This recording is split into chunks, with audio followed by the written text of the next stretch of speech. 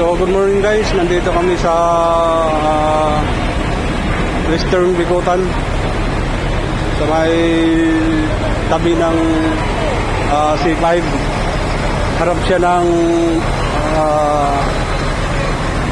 libingan ng Bayani, harap siya din ng Shell ng C5. So hanggang ngayon guys, nandito pa rin kami dahil tuloy-tuloy pa rin yung usok nung sunog guys dito sa may apartment. So nandito kami guys, nagsusupply lang ng tubig papunta rito sa nito. Yan. At yung nandito kami guys sa dyan si Barbie kasama ko. At saka ito yung fire truck namin. Nagsusupply lang kami guys kasi hindi kami makapasok doon sa loob ng apartment kasi sa daming nakaparking guys. So lahat ng mga truck nandito sa tabi ng C5. Yan. Kaya dapat talaga guys, lahat ng mga sasakyan dyan nasa tabi ng apartment aalisin. Dahil kung may mga sakuna, maiwasan natin na na nakaka-traffic tayo. Kaya dapat talaga maalis sila para makapasok din yung mga truck na malalaki, yung mga fire truck. Yun. Lumalakas guys, yun.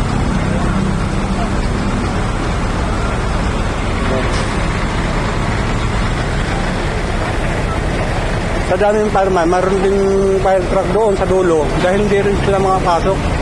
Kahit daon naman sila, hindi rin sila makapasok dahil nga sa sobrang sikip.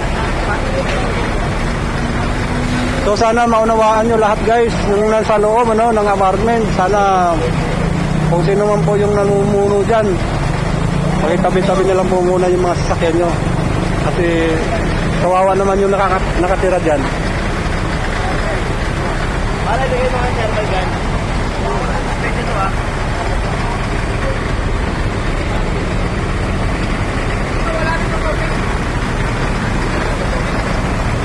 galing supply sa kapila. Tapos bibigyan ito. Ito wala na to. Ito mayroon.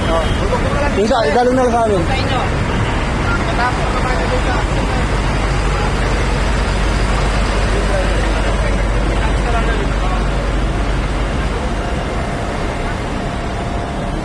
So hanggang ngayon guys, talagang tuloy-tuloy pa rin kasi nasa taas po yung sunog. Kaya kawawa po yung nakatira dyan sa baba. Kasi baka mamaya aabutin sila. Sana wag naman.